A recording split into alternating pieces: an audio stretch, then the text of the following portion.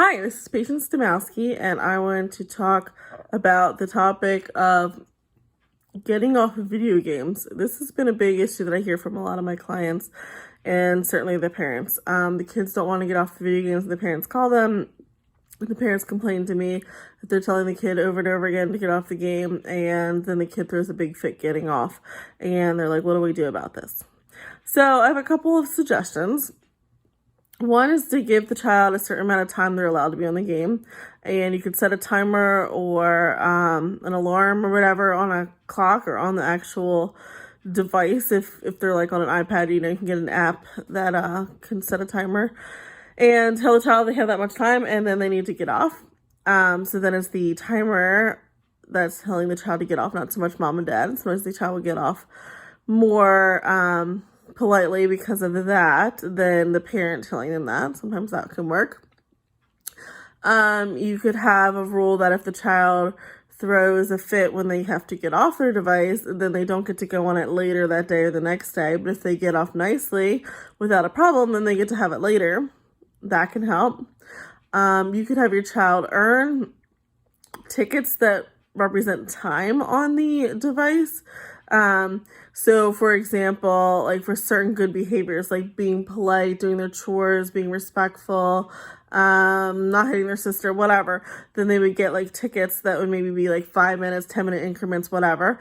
And then they get to cash in those tickets that are worth those different increments of time to be able to use the iPad or computer game, whatever it is that they're using to do the video game.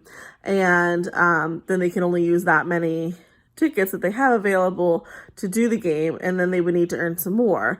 And so to earn more could even include getting off the game nicely without throwing a fit. They could earn maybe another one right away, or whatever the next activity is, and saying, hey, you can earn a ticket for coming to dinner nicely, or getting out the door without throwing a fit or whatever. And so that can be helpful for them to be able to earn more time on their device. They might enjoy that. So yeah, mostly just having a timer, a time limit can be helpful so the child knows what's expected. And then having some sort of consequence if they do throw a fit, and so that they do understand that that's not the acceptable behavior when they're supposed to get off. If you're seeing this a lot where they're throwing fits constantly trying to get off the games, you can't get them off the games, they're always thinking about the games, they might be addicted. You might want to look into reducing the hours that they're playing with that game, finding other interests for them, getting other things, getting them involved in other activities. That way they're not so addicted to it if that seems to be the problem.